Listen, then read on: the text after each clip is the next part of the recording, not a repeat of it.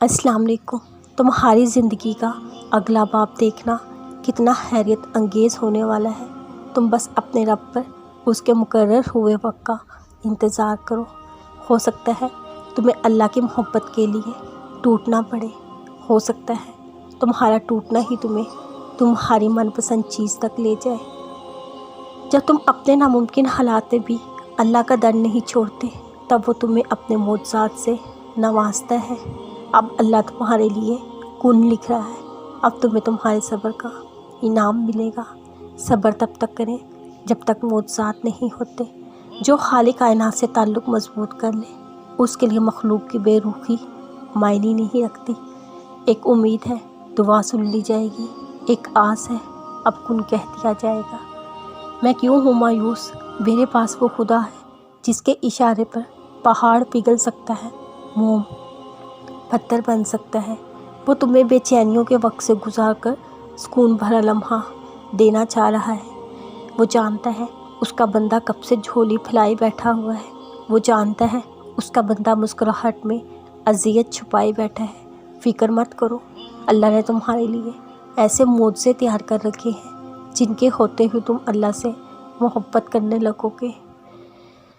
جب آپ اللہ پہ یقین کرنا سیکھ جاؤ گے، تب آپ کو پستیوں سے ڈر نہیں لگے گا، کیونکہ تب آپ کو یہ بات سمجھ آ جائے گی جس پر آپ نے بھروسہ کیا وہ بلندیوں کا بادشاہ ہے، اور اس بادشاہ کے ساتھ وفادار رہنے والے ہارتے نہیں بلکہ بلند ترین ہوتے چلے جاتے ہیں۔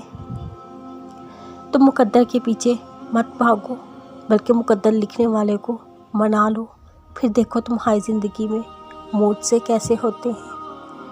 یہ زندگی آزمائشوں کا سمندر ہے، بس کہیں صبر کہیں شکر کی آزمائشیں ہیں۔ اللہ نے تمہیں پریشان دیکھا ہے، اس نے تمہیں خاموشی سے بکھرتے ہوئے دیکھا ہے۔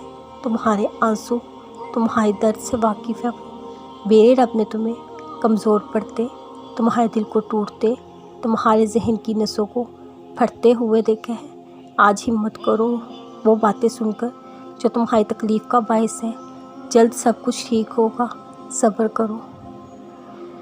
خدا بہترین لکھنے والا ہے۔ جب تمہیں اس بات کی سمجھ آ گئی، تمہاری ساری فکر، پریشانی، الجھن ختم ہو جائے گی۔ اس دن تم اس کی رضا میں الحمدللہ کہنا سیکھ جاؤ گے، اور جلد ہی وہ تمہارے لیے ایسا معجزہ بھیجے گا جس کی نہ کوئی حد ہوگی اور نہ کوئی اختتام۔ امتحان نہیں ہوگا تو اللہ اپنے بندے کیسے چنے گا؟ تم اپنے صبر سے ہار گئے تو معجزے کس لیے ہوں گے؟